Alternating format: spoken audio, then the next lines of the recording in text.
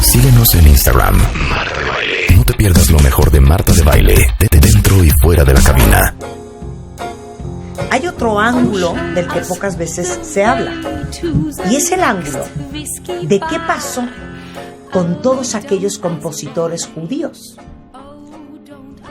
de extraordinaria música, lo cual metió en un terrible conflicto a Hitler, que era amante de la música, y que evidentemente pudo haber privado al mundo de extraordinarias composiciones. Para darle un giro a esta conversación, hoy que estamos conmemorando a las víctimas del Holocausto, no podíamos no traer al judío favorito de este programa, a Gerardo Kleinburg, que es un gran promotor musical, experto en ópera, maestro de música clásica de este programa. Y cuando le dijimos, oye, ¿qué onda con la Segunda Guerra Mundial y la música? ¿Qué onda con Hitler y el arte? ¿Qué onda con todos aquellos autores judíos que estaban prohibidos? Nos dijo, estoy ahí el viernes para darles una cátedra. Pues más que una cátedra, bueno, primero, hoy más que nunca, gracias. Es una cátedra. Es un recuento que, como siempre que se habla del Holocausto, tiene una suerte de frase recurrente, nunca jamás. Es decir, evitar que esto suceda. Y vivimos y se vive siempre bajo amenazas y bajo una relación compleja entre el poder y el arte. El arte y el poder tienen una relación muy complicada. Se necesitan, se usan mutuamente y se incomodan muchísimo. Y es cierto, Hitler tenía un conflicto fuerte con la música y con el arte porque era muy claro que un porcentaje sustancial de ese arte que hacía la cultura alemana o lo germano era arte judío, era arte hecho por judíos, directores de orquesta, pintores, pero no solamente judíos, es decir, Hitler necesitaba un cúmulo de enemigos, homosexuales, claro, pero aparte, gitanos. Claro, Alemania era y sigue siendo la cuna de la música clásica. Así, de la ópera. Entonces, ¿qué hace Hitler? Primero exalta el arte griego y dice que el ideal es el arte griego. Y dice, pues qué padre, ¿no? El arte griego, pues irrefutable. No, Hitler quiere exaltar el arte griego porque dice que es el arte puro. No hay contaminación judía. No puede haber todavía contaminación judía en el arte griego. Y después de eso empieza a ir más lejos. Empieza a tratar de coartar, limitar, presionar a instrumentistas de las orquestas, pero se da cuenta de que si empieza a eliminar a todos los instrumentistas de la Filarmónica de Berlín o de Viena, las va a desmantelar, y se empieza a dar cuenta de que muchísimos de los directores son judíos también. Empieza este problema en el cual pone a muchísimos artistas a tener que tomar una decisión, y esa decisión es, ¿se alinean? ¿No se alinean? No apoyan a compañeros por ser judíos. Hoy es muy fácil juzgarlos. Hoy todos podemos decir, yo hubiera hecho esto. Claro, aquí desde la comodidad de la cabina, tomando un café, todos hubiéramos sido unos héroes maravillosos. ¿Qué hace? Empieza a hacer, cataloga el arte junto con Goebbels, hace una clasificación específica de arte a la que llama Entartete Kunst, arte degenerado. Es decir, todo ese arte que no merece subsistir. No solo eso, hace exposiciones para ver ese arte. No lo queman, afortunadamente, luego se lo reparten seguramente en privado. Pero ¿quiénes están? Kokoschka, Klimt, Picasso. ¿Quiénes aparecen en la música? Y aquí ni siquiera estamos hablando de que todos sean judíos. Estamos hablando, por ejemplo, de Mendelssohn, judío, Bizet, compositor francés que pudo haber sido judío, y empieza a tratar de borrar todo esto del mapa. Y ahí empiezan los problemas enormes. Sería interesante, no sé si quieres que platiquemos o que también escuchemos un poco de música. Por supuesto. Es decir, ¿a quién prohíbe? Vamos a ver algo de lo que prohíbe. Vamos a escuchar algo de lo que prohíbe y les va a sorprender. Aquí está en inglés, pero va. Esta es una canción de Kurt Weill que se llama Alabama Song, de ascenso y caída de la ciudad de Mahagoni, una ópera. ¿Pero qué es? Es música de cabaret. For if we don't find the next whiskey bar, I tell you we must die. I tell you we must die. I tell you, I tell you, I tell you we must die. Esto era, claro, música de cabaret. Esto es música de cabaret y está completamente prohibida. Es de mal gusto. El jazz, de pésimo gusto. ¿Por qué? Porque es música de negros. ¿Cómo vamos a permitir eso? Y ponen pósters con los negros como si fueran simios comiendo plátanos y haciendo todo este denuesto que tristemente, hoy seguimos viendo en los estadios de fútbol en donde les avientan plátanos a jugadores de color. Así es que cuidado con esta idea de que solo sucede en ese momento. También empiezan a prohibir a compositores como Erich Korngold. Erich Korngold es un compositor judío superdotado, uno de los genios más grandes del siglo XX, que a los 19 años estrena una ópera que se llama Die Totenstadt, la ciudad de los muertos, que es, para entenderla, es como Ghost, la película de Demi Moore, pero en versión de ópera. Fíjense la música que llega a prohibir Hitler.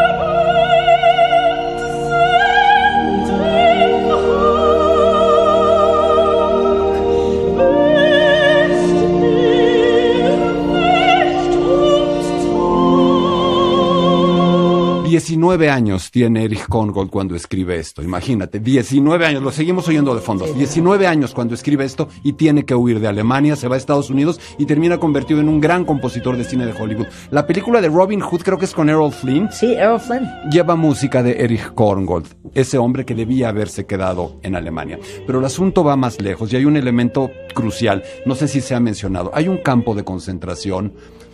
Este sí es de concentración, no de exterminio, que se llama Terezin o Theresienstadt, que es una fachada, esta suerte de campo de concentración donde los nazis buscan decirle al mundo, miren, todo es muy lindo, este es un lugar hermoso, están aquí haciendo música, haciendo manualidades, etcétera. Y los organismos internacionales, empezando, justo es decirlo, por la Cruz Roja, se hacen de la vista gorda de una manera asquerosa para ir a ese campo de concentración y decir, todo es lindo.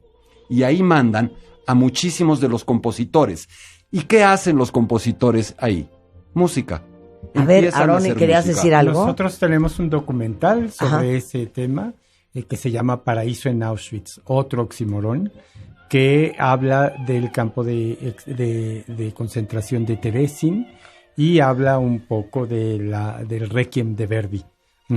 Que fue trabajado ahí en ese campo. Lo que sucede en ese campo de concentración es increíble. Hay dos compositores judíos que pasan por ese campo. Uno, de hecho, es judío converso. Ya sus padres son judíos conversos, pero eso es en este momento irrelevante. Las leyes de Nuremberg ya hicieron cualquier desastre en ese tema. Un compositor que se llama Viktor Ullmann, checo, importante, que había hecho buenos estudios en Austria y que lo mandan a este lugar y se vuelve como el maestro de música de ese lugar. Hay chicos, hay chicas que tocan instrumentos y Viktor Ullmann se atreve en el campo de concentración a hacer una ópera que me parece uno de los momentos más formidables de la historia del Holocausto. Una ópera que se llama El Kaiser de Atlantis, Der Kaiser von Atlantis, que hace dentro de ese campo de concentración, y es una obra que termina siendo una sátira contra Hitler. Se atreve a hacer eso dentro de un campo de concentración. Una ópera en la que hay un tirano genocida, insisto, escrita en un campo de concentración por un judío, un genocida que tiene un problema. La muerte se ha puesto en huelga. Y no haya cómo hacerle porque ahorcan y fusilan 500 veces a las personas y no se mueren. Entonces, ¿qué hace un genocida si la muerte se rebela contra él? La muerte se ha rebelado contra él porque, dice, ya no se mata a la vieja usanza, ahora se mata de una manera industrializada, mecanizada. Es absolutamente increíble que se haya atrevido a hacer eso. Cuando están a punto de estrenar la operita ahí en el campo de concentración, un guardia de la SS se asoma y dice, ¿perdón? ¿Qué es esto? Lo agarran del cuello directo a Auschwitz y muere prácticamente el día que llega a Auschwitz. Alcanza a llevarse el manuscrito de esa ópera, se lo da a un compañero que logra sobrevivir y hoy en el mundo entero se hace Der Kaiser von Atlantis para no solo para rendir homenaje a este hombre y a su valentía, sino para mostrar una ópera contra Hitler escrita por un judío en un campo de concentración. Tage, Weg auf Tage, Tage, Tage, Weg auf Tage, Tage, Tage, Weg auf Tage. Schöne, neue, Unbekannte. Einer wie der andere, einer wie der andere. Weg auf Tage, Weg auf Tage, Weg auf Tage, Weg auf Tage.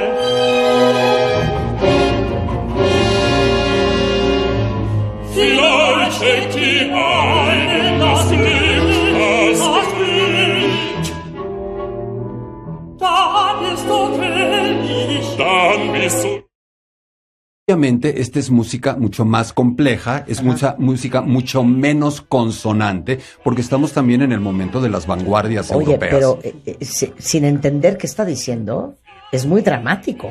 Es muy dramático y también usa elementos cabaretescos y usa elementos grotescos. Es un compositor de su tiempo. Lo que oímos de Korngold, este fragmento que nos conmovió tanto, es ya algo un poco anacrónico, una suerte de post-neorromanticismo. Y tenemos otro ejemplo, en algún sentido paralelo, Brundibar, una ópera de un compositor también checo, Hans Krasa. Esta ópera él la escribe fuera de un campo de concentración, la interrumpe, no se puede estrenar por el arranque de la guerra, se hace en un orfanatorio en Praga, lo mandan a este campo de concentración, este campo fachada del que hablamos, y de memoria reescribe la ópera para el grupo de instrumentistas y para los niños que están ahí. Es una pequeña fábula de 3 niños que no tienen dinero para comprar leche para su mamá, unos animalitos, hacen una orquesta con ellos, hay un abejorro que es el organillero, que es el malo, se enfrentan, logran hacer esta banda, juntar dinero y finalmente llevarle leche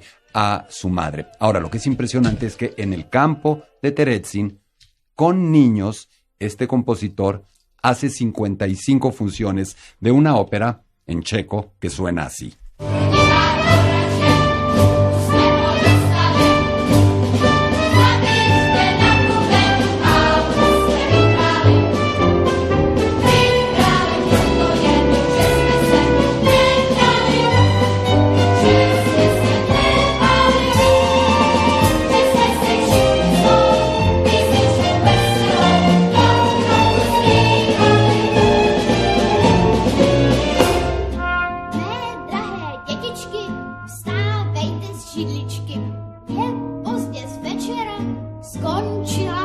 Si pensamos en el contexto en el que esto se hacía, esta música tan linda, tan jovial, tan infantil, termina resultando macabra. Es macabro porque todos y cada uno de esos niños, todos y cada uno de esos instrumentistas y el compositor de la ópera murieron asesinados al poco tiempo por los nazis. Nos habíamos saltado otro punto, el tema de Mendelssohn. Hay una obra de Mendelssohn, Sueño de una noche de verano, que todos conocen sin saber que es música de Mendelssohn, porque es música que Mendelssohn escribe para la obra del mismo nombre, del mismo título de Shakespeare. Es música incidental, de la cual se desprende un fragmento, no sé si Rulo lo tiene, ya que lo tiene. Sin decirles qué es, ponemos.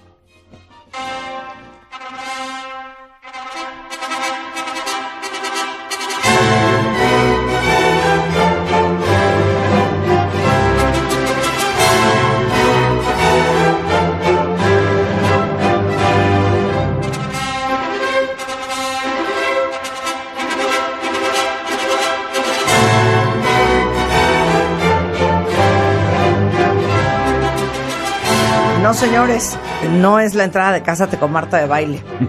Es la marcha nupcial compuesta por Mendelssohn, que era judío. Y hay de ti si te hubieras querido casar en la Alemania nazi con esta música, porque era de un músico degenerado como Mendelssohn. No importaba que ya fueran músicos judíos conversos, o que hubieran sido hace muchos años judíos conversos. Hitler prohíbe esa música y le pide a los grandes compositores arios alemanes que por favor escriban nueva música. Es muy triste saber que uno de los compositores que se ofrece y participa en la escritura de nueva música para sustituir a la de un músico judío degenerado fuera Karl Orff, el autor de Carmina Burana. Y de nuevo, ¿eso convierte a Karl Orff en un músico nazi? Evidentemente no estaba inscrito al partido nazi y no hizo nada más que eso. Era un hombre que quería sobrevivir, era un hombre que como tanta gente pudo haber simpatizado con Hitler. Tenemos que recordar, por doloroso que sea, que ese hombre llegó al poder por la vía democrática, ¿no? Y con un apoyo masivo del pueblo alemán. Ahora bien. Ahora, eso no lo contaste cuando hablamos de Carmina, el especial de Carmina Burana. Sí hablamos un poco de la cercanía peligrosa, sospechosa de Karajan. Mira, ya me ventaneé, el lapsus. Ya no quiero volver a oír a Carmina Burana nunca más. Yo creo que tenemos que separar a los individuos de sus obras de arte en cualquier sentido. Es decir, bajo esa misma premisa, otro personaje complejísimo en la historia de Hitler y la música es Richard Wagner. Richard Wagner era nazi, no pudo haberlo sido porque murió 50 años antes de que Hitler subiera al poder. Escuchen.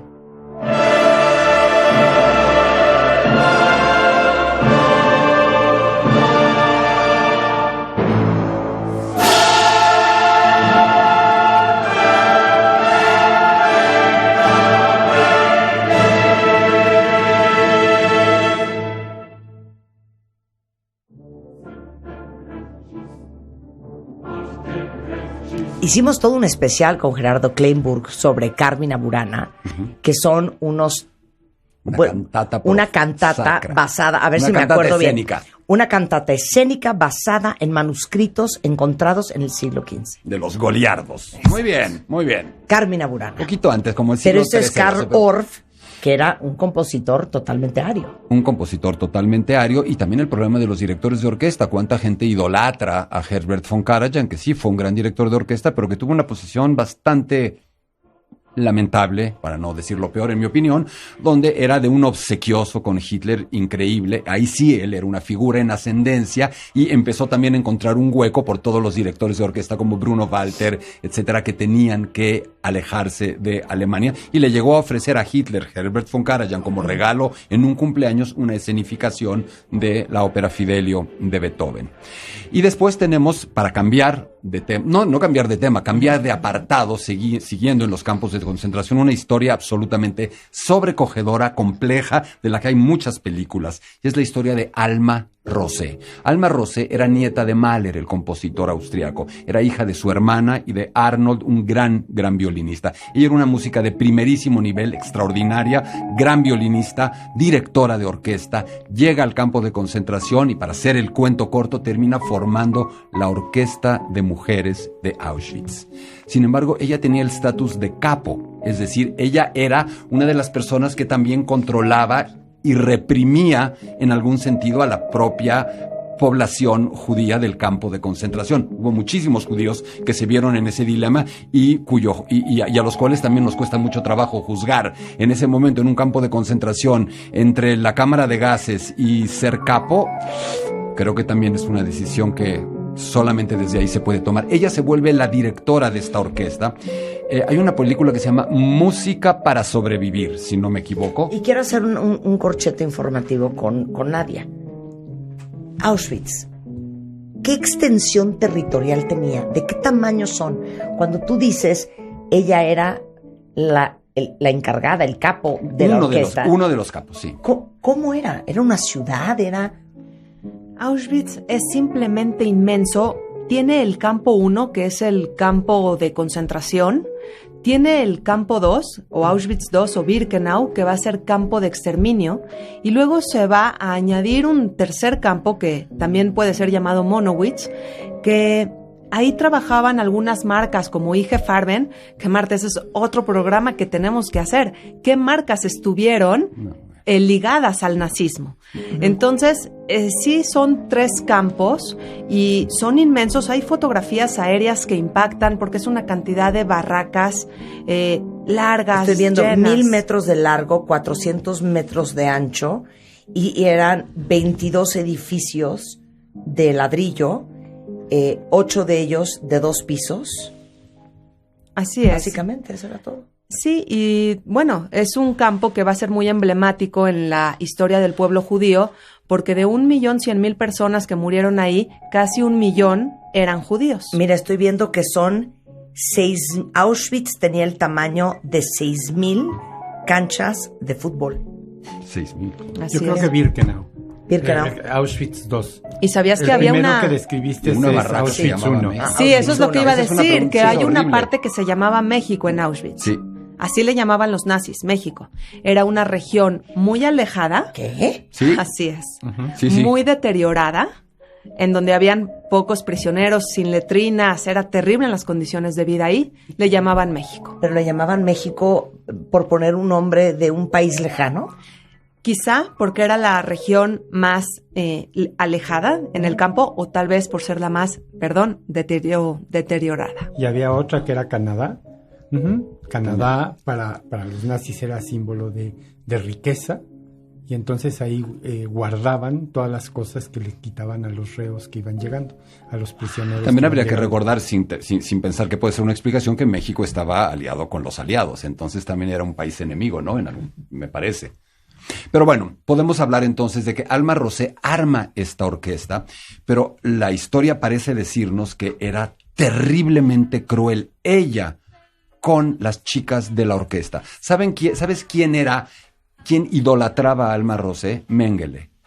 Nada más y nada menos que Mengele o Mengele, como lo queramos pronunciar. Sí. El médico que encabezaba todo el proyecto de experimentación. Claro. ¿Por qué? Porque ella tenía la responsabilidad de satisfacer las necesidades musicales de un grupo nada pequeño de altos rangos militares en Auschwitz que idolatraban la música. Esa es otra de las paradojas que nos cuesta tanto trabajo entender, que esta gente pudiera cometer muchas de las atrocidades más grandes de la historia, al menos documentadas, y que una vez terminado eso, pusiera su disco con el clave bien templado de Bach o se sentara al piano a tocar.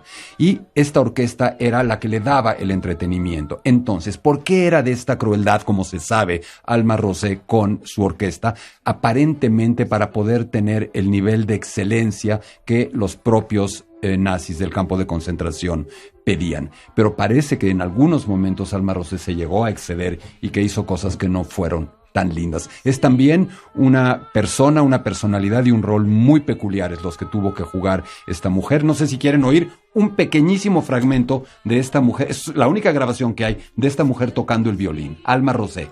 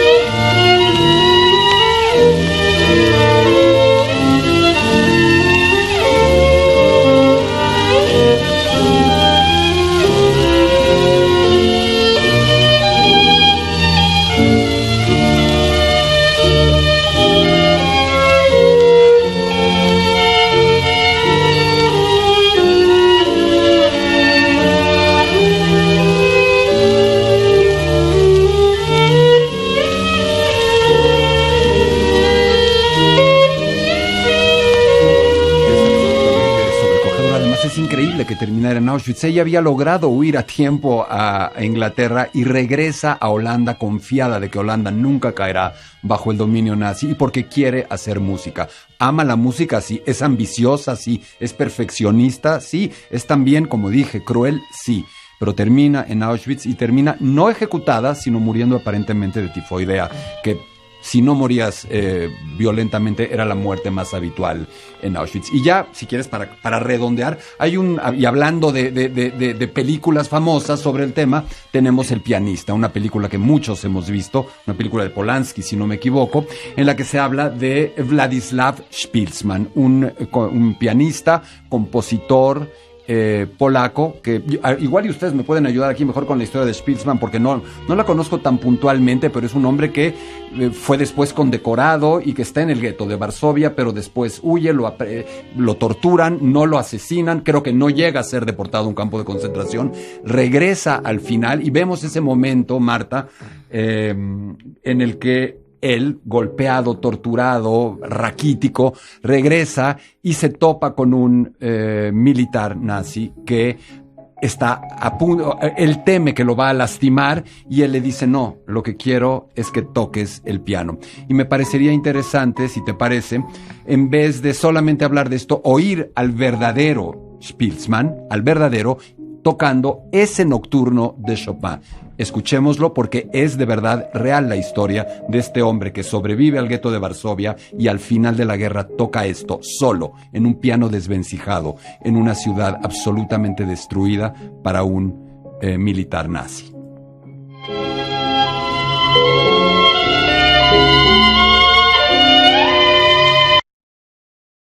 ¿Ya? Ya. Venga.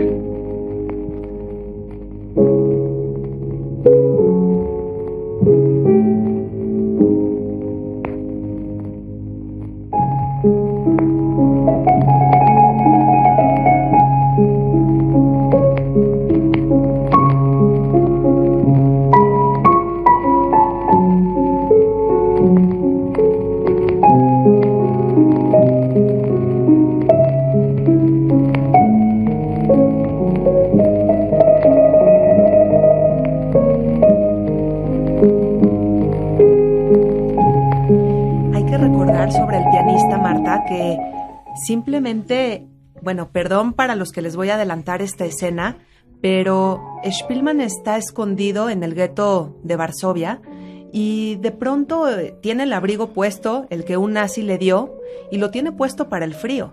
Entonces, en este momento que llegan los ejércitos enemigos a liberar, etcétera, se encuentran con Spilman, que sale con un abrigo de un oficial nazi y por eso está a punto de morir asesinado. Y le dice el soldado, ¿qué haces con ese abrigo? Y Spilman contesta inocentemente, solo tengo frío. Sobrevivió hasta el final. A mí me parecería, Marta, que también es interesante, porque no solamente puede ser un retrato devastador de Alemania o de los alemanes durante ese tiempo. Me parece interesante, rapidísimo, decir qué sucede al final de la guerra. Ese momento también complejo en el que se tiene que buscar una reconciliación, un ponerse en paz de alguna manera y un pedir perdón de alguna manera. Y la música y la ópera se vuelven en muchos sentidos eso. Un festival como el Festival de Salzburgo, no alemán, austriaco, pero sí emblemático de la cultura germana, es una muestra de la cultura germana, alemana, austriaca, germana, de enseñar que también hay otras cosas en esa cultura, que también hay un arte profundo y que también hay valores increíbles que se perdieron por completo durante ese momento. Y luego viene la desnazificación de tantos compositores como Richard Strauss, de tantos directores de orquesta como Wilhelm Furtwängler, y viene este proceso en el que empiezan a tratar de entender quién fue verdaderamente colaboracionista, quién lo fue en menor medida. Y finalmente hoy Alemania vive su cultura musical con una presencia judía importantísima, sin que esto obste para entender que hay una cicatriz y una huella que jamás se va a poder borrar. Y se ha comentado, y escuchaba los testimonios desgarradores de hace un rato. Finalmente, ¿de qué nos sirve todo esto, Marta? ¿Para qué hacer, para qué incorporar la música y para qué oír estos fragmentos? Para entender lo que comentaba en un principio, que el arte es uno de los puntos más vulnerables, y lo estamos viendo hoy en nuestro país, uno de los puntos que puede ser más frágiles, un quehacer que el poder necesita, que rechaza, que le incomoda, y también la dificultad de ser un artista en todo momento y particularmente en ese. No quiero pensar lo que debe haber sido en esos momentos para un músico, judío o no judío, exitoso, tener que pronunciarse en contra de otro, tener que delatar a otro. Y yo creo que con esto puedo redondear lo que traía preparado para hoy, Marta. Muchas gracias, Gerardo, de verdad. Enriqueciste el final de este programa. Creo que lo enriquecieron estos músicos. Gerardo Kleinburg se dedica a dar clases de música clásica, de historia de la música, de ópera, y eres muy activo en Facebook. Siempre tienes cursos. Si ustedes quieren aprender de esto y muchas otras cosas más, Happy birthday, Mozart. Happy birthday, Mozart. Hoy Happy es birthday, cumpleaños de Mozart. Nació en 1756 y este año también cumple años, o cumpliría 100 años, un personaje al que hemos dedicado mucho tiempo en este programa, que es María Callas. Y me gustaría, si me lo permites, invitarlos. Si mañana en la mañana, a las 11 de la mañana, no están muy ocupados, dense una vuelta por el centro de Coyoacán. Voy a hacer una conferencia donde vamos a hacer un poco lo que hicimos aquí, Marta, pero llevado mucho más lejos, con muchísimos videos, con muchísimos audios sobre la vida, la música, la voz, la técnica de María Callas. María Callas, la fragilidad de una diosa. Mañana a las 11 de la mañana en Cadac. Si se quieren inscribir, márquennos al 55 43 47 02 83 o envíennos un correo electrónico a hablemosdeopera1@gmail.com para inscribirse. El documental Aarón y Esther, ¿cuándo? Bueno, por lo pronto, el 8 de febrero en .cdi. Te voy a compartir el póster para que lo puedas compartir con los radioescuchas. Y va a haber 2 funciones a las 12 y 8 de la noche. Y vamos a seguir llevándolo a universidades, a institutos de investigación, a cuestiones que tengan que ver con psicología. Hasta que lo tengamos en Amazon. Hasta que lo tenemos en la plataforma. Gracias, Aarón. Aarón es Ranito22 en Instagram, Aarón Cohen en Facebook, Esther Cohen en Facebook también, ambos directores de cine. Nadia Katán es especialista en historia judía y ahora se dedica enteramente a ser maestra del Holocausto. ¿Dónde te encontramos, Nadia? Bueno, me encuentran en nadiakatan.com. Katán se escribe con C y con doble T. También me pueden seguir en Instagram, en TikTok, Nadia Katán.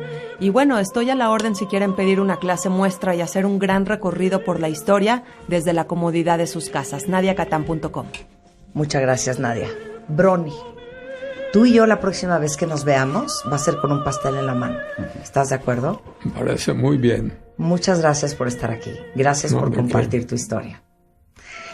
Quiero terminar este programa leyéndoles un famoso texto que seguramente alguna vez han visto, si alguna vez han visitado algún museo dedicado al Holocausto, que es de Martin Niemöller, que fue un ministro luterano y que después fue capturado y asesinado por estar en contra del régimen de Hitler. Y dice: primero vinieron por los socialistas y yo no hablé porque yo no era socialista. Después vinieron por los unionistas y yo no hablé porque yo no era unionista. Después vinieron por los judíos y yo no hablé porque yo no era judío. Después vinieron por mí. Y como no había nadie habló por mí. Lo que nos pasa a unos, nos pasa a todos.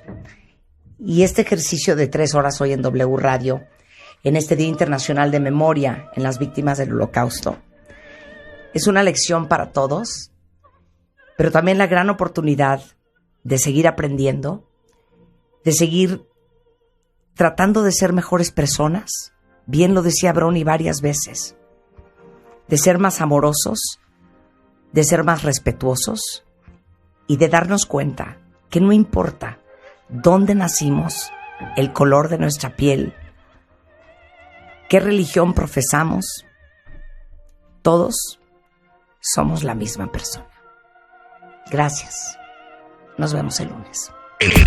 Entra a wradio.com.mx. Checa más información de nuestros invitados, contenidos y escucha nuestro podcast. Marta de Baile 2023. Estamos donde estés.